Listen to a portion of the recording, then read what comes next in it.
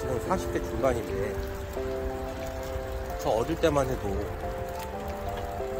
일본의 위상은 정말 대단했어요. 일본에서 만들면 다 제품들이 좋아요. 저 중고등학교 다닐 때는 지금의 스마트폰 역할을 했었던 기기가 굉장히 여러 종류가 있었는데 그 중에 음향을 듣는 게 카세트 테이프를 듣는 거였거든요. 요즘에는 카세트 테이프라는 게 거의 없어졌죠. 네. 영상 속에서나 나오고 이제 그러는 건데 그때는 카세트 테이프가 대세였죠.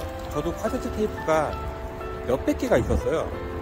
음악을 듣기 위해서. 음악을 그렇게 좋아해가지고 그리고 뭔가 이렇게 저장하는 걸 좋아해서 카세트 테이프에도 자기가 스스로 지금의 mp3처럼 녹음을 할 수가 있었거든요.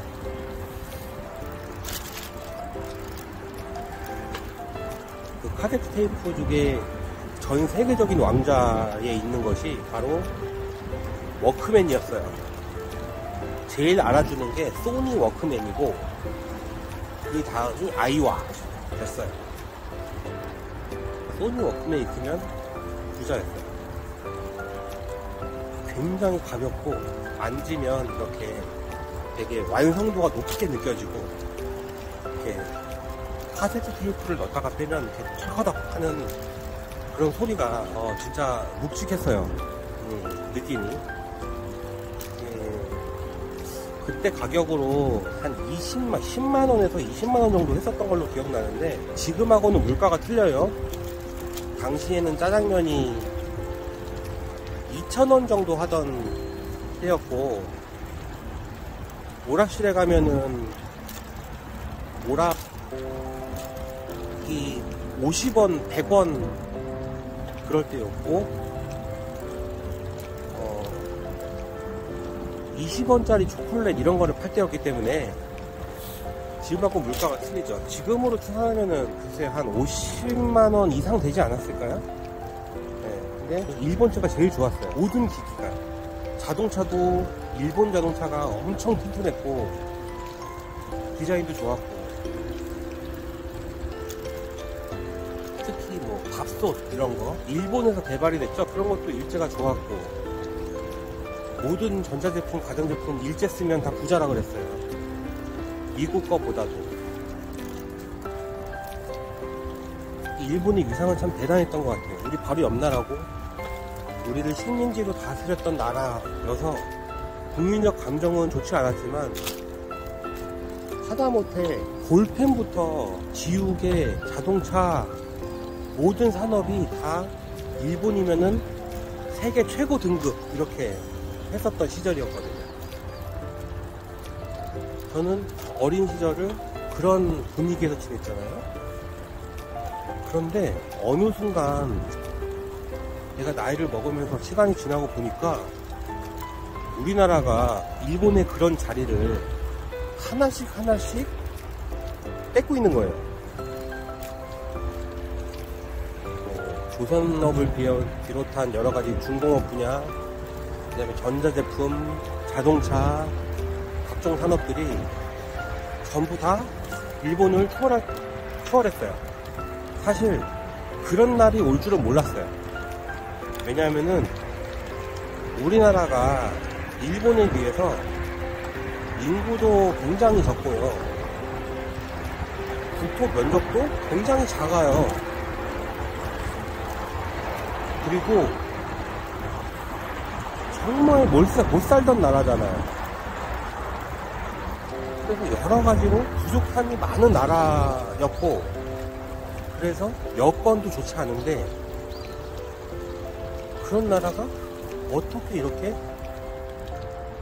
빠르게 성장하고 급속도로 성장해서 일본이란 나라를 미국에 이어서 세계 2위의 경제대국이었던 일본을 앞지를 수 있었을까?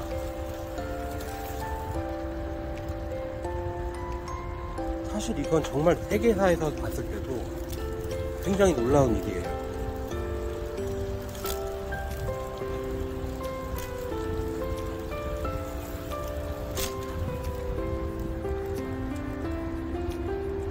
그 그 와중에서도 일본의 후유증이 그대로 우리한테 계속 전이되고 있기도 하죠. 사실 우리나라의 법률들 있잖아요. 제가 일하고 있는 분야에 관련된 법은 문화재보호법 같은 것인데, 우리나라의 법률이 일본의 모델과 굉장히 유사해요.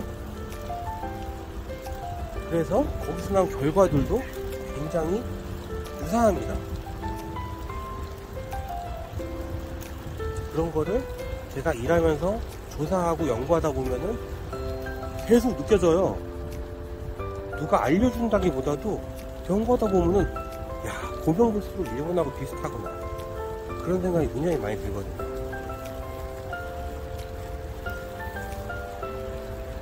그럼 우리가 볼 수가 있는 게, 지금까지 일본이 흥망, 성, 쇠를 거쳐왔고 기승전결을 거쳐왔는데, 그 과정에서 굉장히 아픈 부분이 있을 거 아니에요. 그리고 지금도 굉장히 쇠락의 길을 걷고 있고, 거기서 드러나는 여러 가지 현상들을 우리는 겪지 않을 수 있도록 역사 속에서 배워야 되는데, 제가 볼 때는 거의 비슷하게 가고 있어요.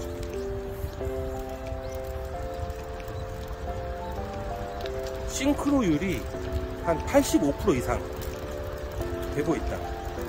부동산도 이러니 저러니 하지만 지금 거의 비슷하게 가고 있거든요.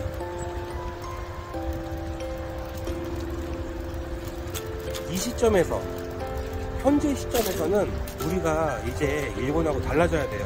사실 좀 늦었죠.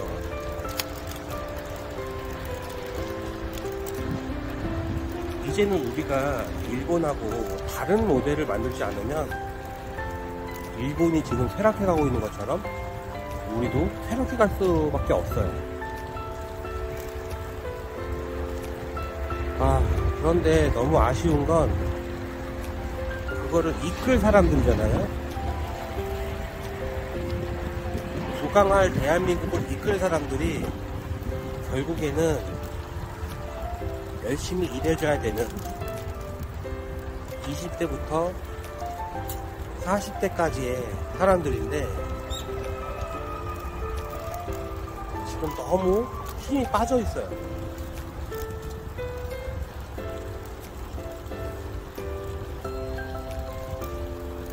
뭔가 목표와 지향점을 잃어버렸던 것 같아요.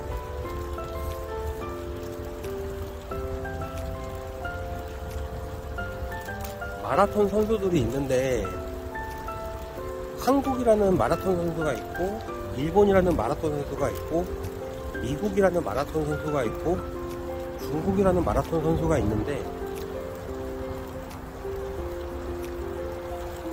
한국이라는 마라톤 선수가 그동안에 열심히 달려왔어요. 그 앞에는 너무 멀리 보지 않아도 되는 목표들이 있었어요. 미국, 일본 같은 나라들이죠. 그들을 쫓아가기만 하면 됐었어요. 그들이 만들어 놓은 기술을 가져와서 조금 발전시켜서 저렴한 인건비를 찍어내고, 이런 식으로 해서 열심히만 했으면 되는 거예요. 열심히만 하면. 그래서 분야별로 하나씩 선두를 차지하기 시작했어요. 그건 선두권이 된 거죠. 달리다 보니까 가까이 보이던 목표들이 옆에 있거나 뒤에 있게 되는 경우가 많아진 거예요.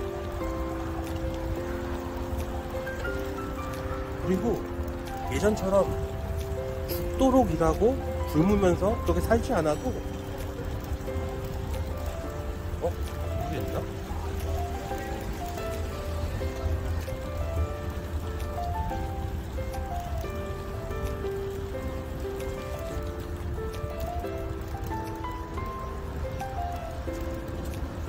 그다지 힘들게 살지 않아도 삼시세끼 따뜻한 밥을 따뜻한 방에서 먹을 수 있는 상황 정도는 된 거죠.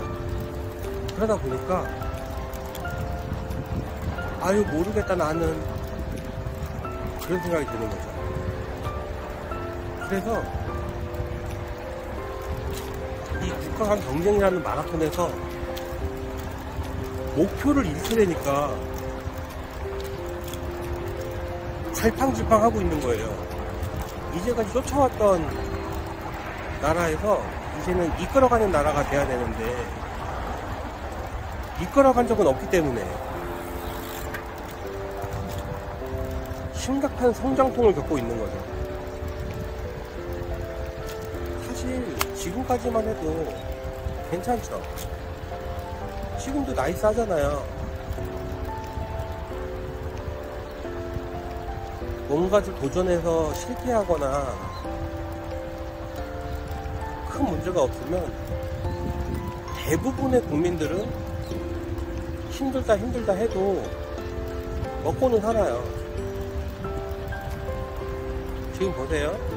텔레비 보면 생활고에 기관에서 자살하고 이런 분들 되게 많아요. 그런데 한편에서 보면은요, 편의점이나 주유소처럼 아무런 경력이 없는 사람들도 일할 수 있는 그런 분야의 직업들도 본인이 몸을 좀 희생하면 먹고 살 수 있을 정도의 급여를 받을 수가 있는 게 지금의 우리나라예요.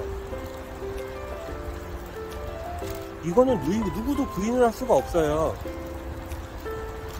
그래서 개발도상 국가들에서 우리나라로 일하러 오지 않습니까?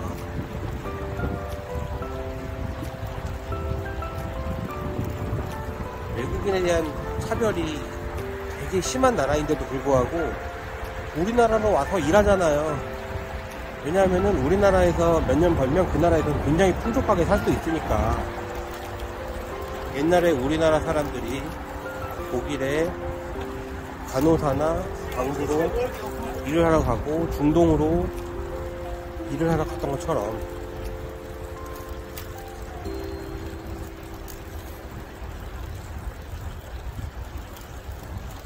우리나라는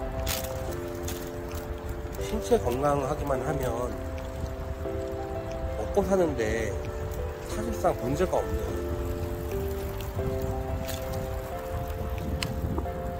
그런 나라가 되었어요.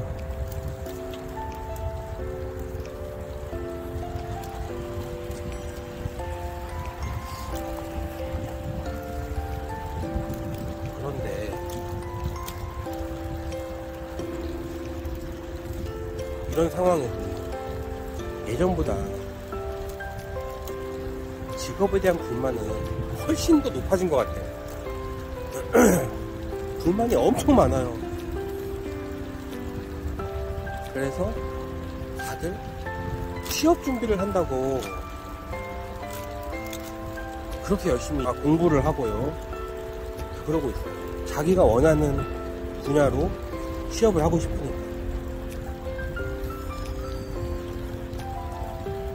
이상이 높은 거잖아요. 다들 이상이 높은 거예요. 학력이 다들 높으니까요. 그런데 우리나라도 그렇지만 전 세계도 마찬가지죠. 어느 나라도 모든 국민들이 남들이 부러워하는 직업을 가질 수가 없어요. 아예 이 문장이 성립이 안 되죠. 부러워한다는 건 뭔가 차이가 있다는 건데, 차이가 없는 직업을 가진다면 그거는 부러워할 대상이 아니니까. 하지만 사람들은 다 남들이 자기를 부러워할 만큼 좋은 직업, 뭔가 편한 직업, 뭔가 노는 것 같은데 돈이 정기적으로 나오는 그런 직업, 그런 것에 대한 욕구들이 있어서 그렇게 앞으로 살고 싶어서 그런 직업들을 많이 찾죠. 물론 사회가 불안정하다 보니까 안정된 직장을 찾는다. 공감해요. 그렇지만 세상에 그런 상황이 있을까요? 나는 그런 생각이 들어요.